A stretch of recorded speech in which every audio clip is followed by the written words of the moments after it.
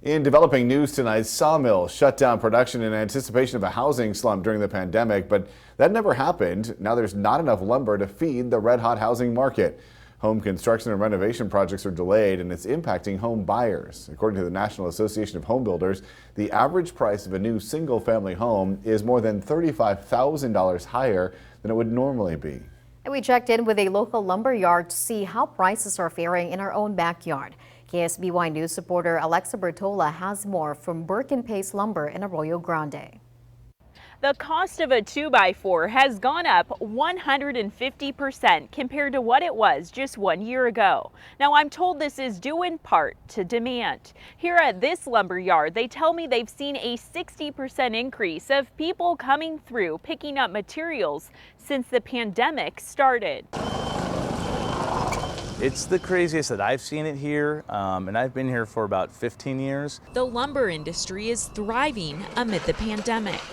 Every homeowner's at home looking at their fence that they wanted to repair, their decks, their remodel, their additions. Michael Leon, owner of Burke & Pace Lumber in Arroyo Grande, says customers have been wiping them out of plywood, OSB 2x4s, and fencing. It's just driven that demand through the roof, and the mills couldn't keep up with it originally. And now it's like every 2 weeks, you're just seeing a huge jump in pricing.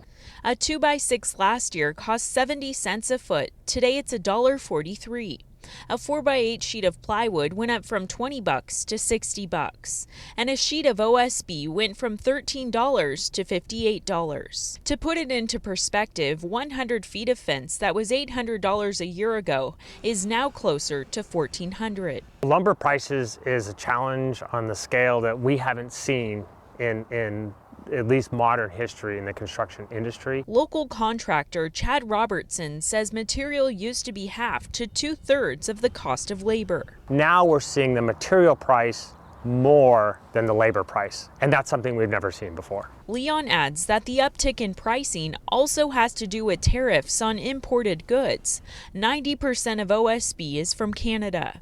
But most of the lumber from this yard is sourced from mills in Humboldt County, Oregon, and Washington. The demand is there, and these mills can just charge whatever they want to now because we're buying it. And lumber isn't the only material that's seen an increase in price. Other materials that have increased in cost include tile, doors, windows, and steel. In Arroyo Grande, Alexa Bertola, KSBY News.